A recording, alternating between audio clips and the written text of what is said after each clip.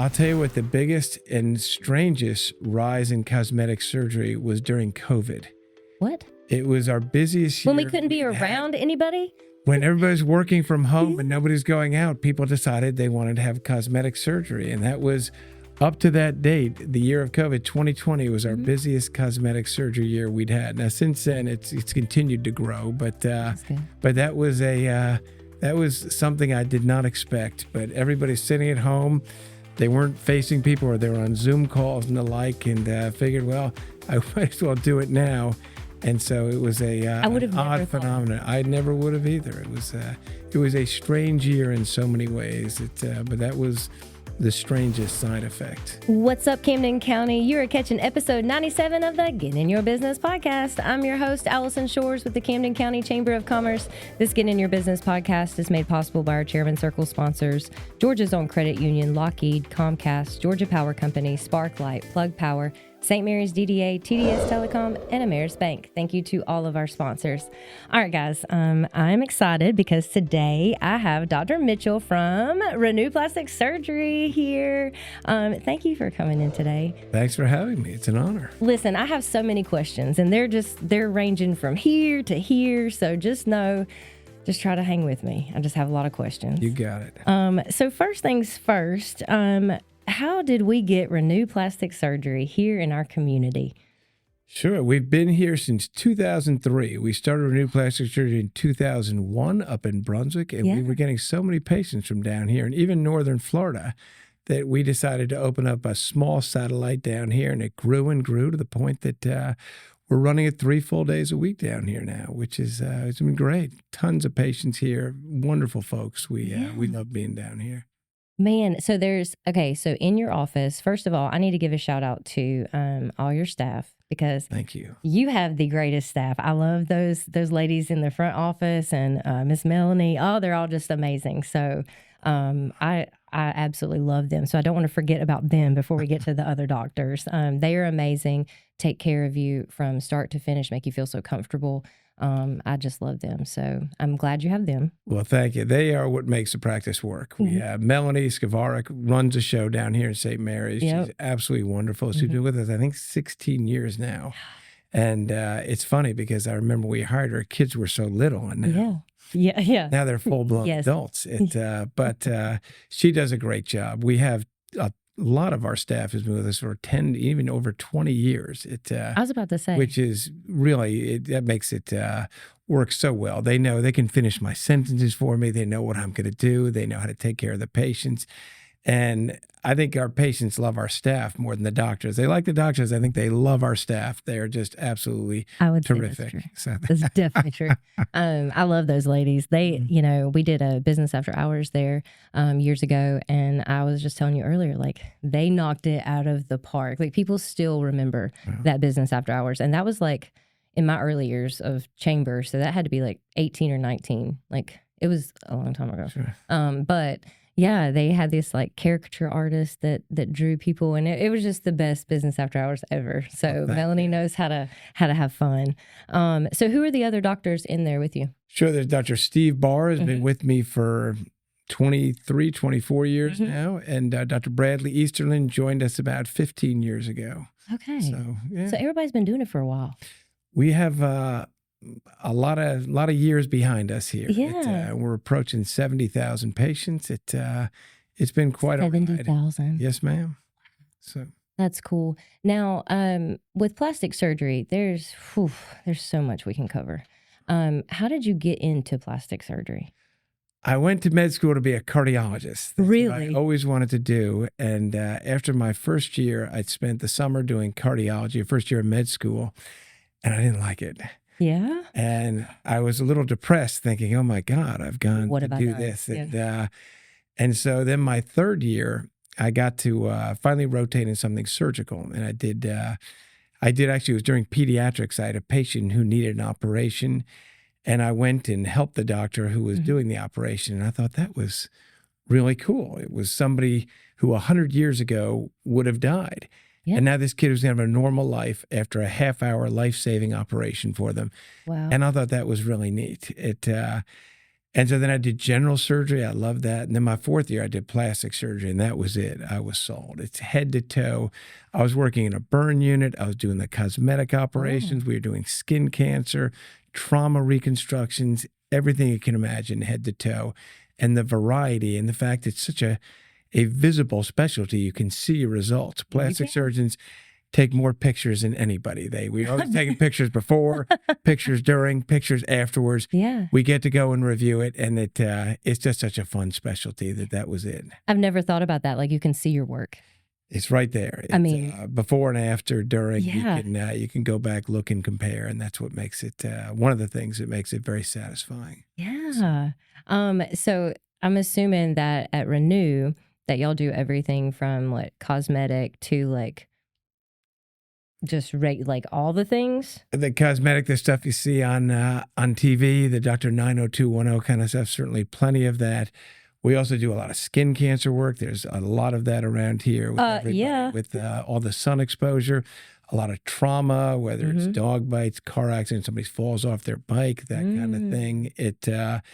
And we'll do the burns. We'll do reconstructive from sometimes people are born with congenital problems, take care of those. It's just such a wide variety. It's really neat. There's also a fair amount of hand surgery. Dr. Barr does most of that for us. Hand surgery is about 25, 30% of our training in plastic surgery. And so a pretty good amount of that as well. Everything from the carpal tunnels, trigger fingers, trauma, that kind of stuff. And so it's just a broad-based, wide specialty for us. The variety really makes it interesting. So you can really do just about anything. Plastic surgery-wise. Plastic surgery-wise, the one thing we don't do is we don't do cleft lips, cleft palates. Okay. Because you really need a whole team for that. You need to have, and there are centers that do that, and there's just not enough of them to justify having a whole center team of coordinating specialists in that. So, but just about everything else we'll do. Well, I know I have been sent to y'all because Lindsay at Atlantic Shore Dermatology keeps finding little cancers on me from the sun. Because, you know, back in the day, we all had to get in the tanning bed. And while those days are over, now I live at the beach. So, you know, it's just crazy. And when I say I live at the beach, I just live in this environment. And so, like, I love the sun. I love to be outside and stuff. So anyway, that's usually what I'm in your office for y'all to take off something crazy. But I bet you see a lot of that around here. A lot of skin cancer. A lot. It's and I'm constantly, both with my own family and my patients, constantly sunblock, big hats, long sleeve shirts, anything you can do to prevent it. We'd love to take care if you need it, but even better if you don't need it, if you can get it. And kids, if you can get the kids to start wearing sunblock, you'll get most of your sun exposure in your life before age 21. And it's cumulative. And if you get a sunburn age 10, much worse than getting a sunburn age 50, because it's not only the damage, but the time associated with the ionizing radiation of the sun. So if you can prevent your kids from getting bad sunburns by 21, you can decrease their risk of skin cancers by about 70%. Really? And so it's really, really important when your kids are going out there. My mom used to always tell us, get a healthy tan, get out there. And even if you wanted to put sunblock on, it was only SPF 2, the copper tones and stuff back in the day. But it's really important. My kids, we had them wearing the long sleeve swim shirts, hats if you're going to be out for a while, and just very important if you can limit their risk early on. So now, what sunblock do you recommend? Because I don't feel like they're all created equal.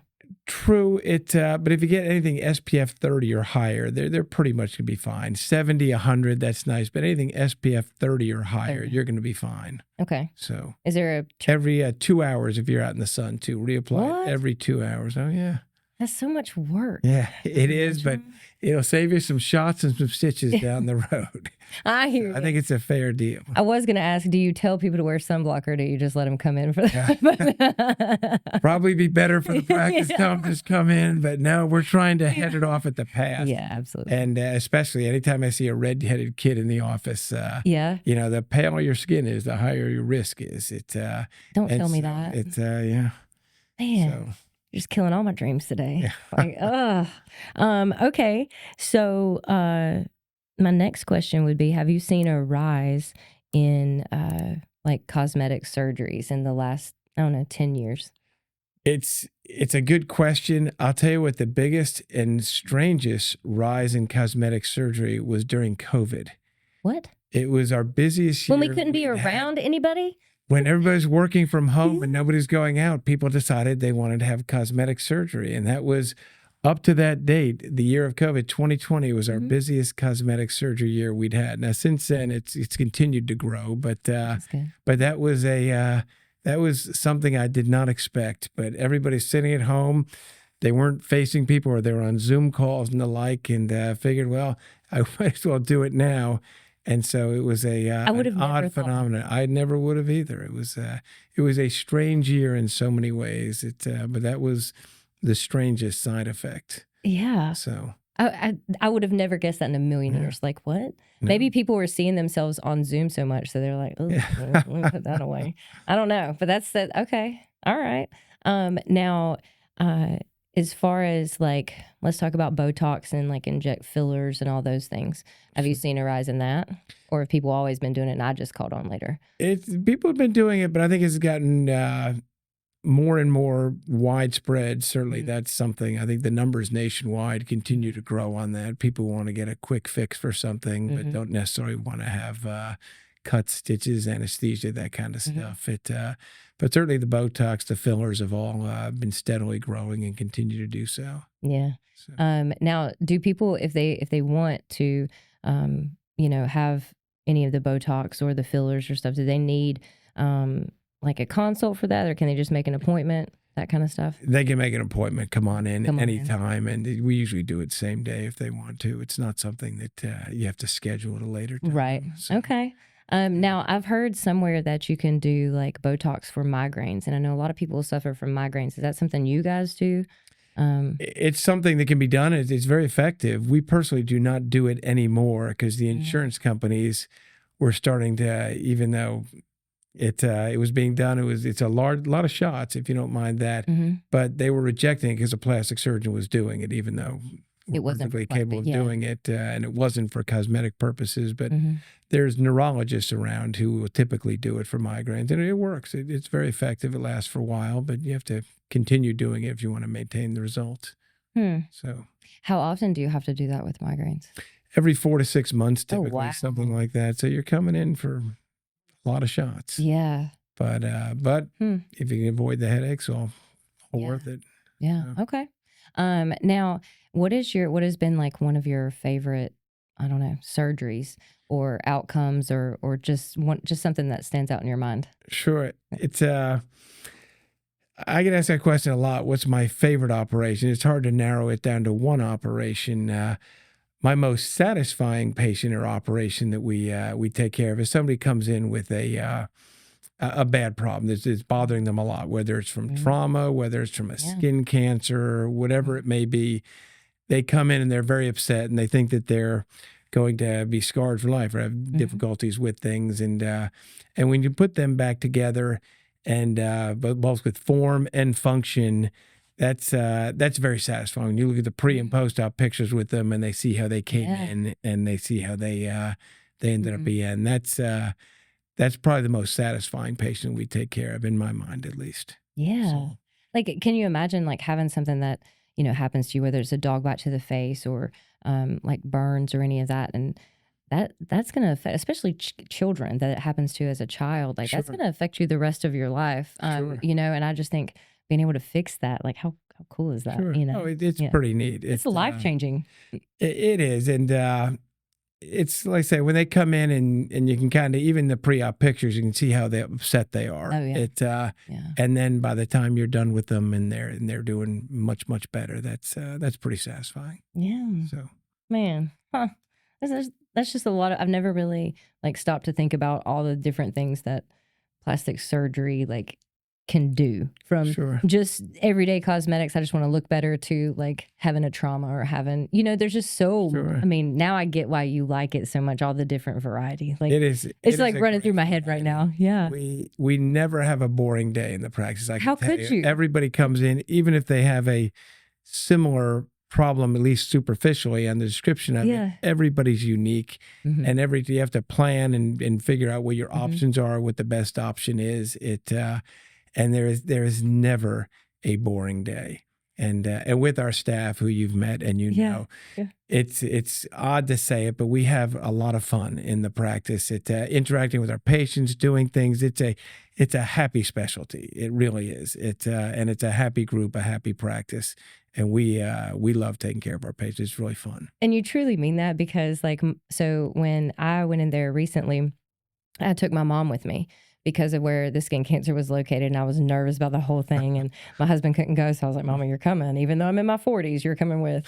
And so she came with, and she had to, for the procedure, she stayed outside, and her and Kelly just had the best time talking. And when Kelly is hysterical. She is, but when we left there, my mom was like, they are the nicest people. She had the best time just sitting there. Kelly made sure she was comfortable, and they talked about school and all kinds of stuff. Sure. And, it's just, I have the best time when I go to your office. It's just, it lifts me up. So I just want you to know that that's real, guys. They are handpicked. We have a really thorough interview process, and we hire people, and we seriously go through multiple times, have to meet the staff, meet the doctors, be sure it's going to be a good fit, because you can't train people to smile and to be happy and to be present. You can be technically terrific at your job and all, but you've got to put people at ease. You've got to and you've got to be easy to work with the rest of the staff. Yeah. And we have had a really good track record as far as finding and hiring and keeping those people around. That's what I was going to say. And that has been really I think the biggest success we've had as a practice is finding great people and keeping them around. And that's it shows in your employee retention. So everybody's still there. we got folks who've been there. We've hired people who've been there for 24, 23, 20 years. We've had tons of people there over 10, and they keep me in line. They keep the other doctors in line. They're terrific about training the new staff and getting them up to speed really quickly. And that's been the best part of the practice is having these folks who can take care of our patients at the level they deserve. And I'm going to be honest, even the environment of your office, when I walk in there, I feel comfortable.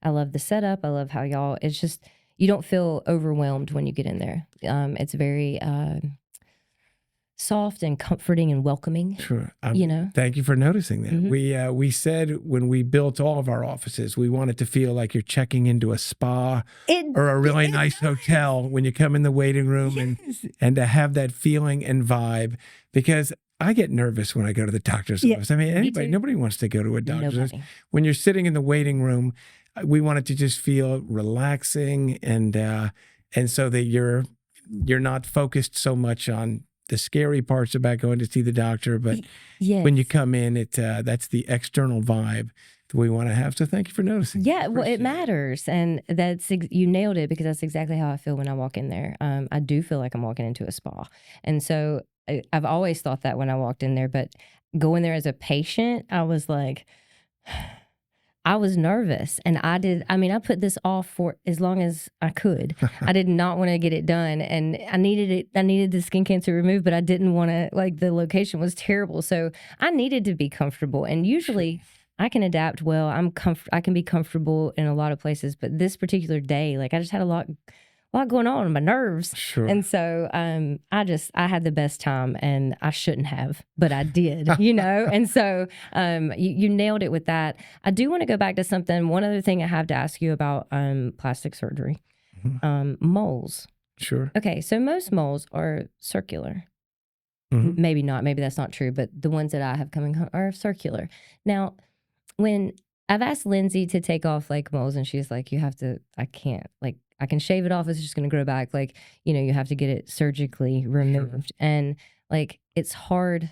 I don't understand why you can't just take it off. Why you have to dig around, or you can't make it. I don't get it. Sure. A lot of times there's a little root. It goes all the way through the skin. And if you shave it off, it can just come right back. Yeah.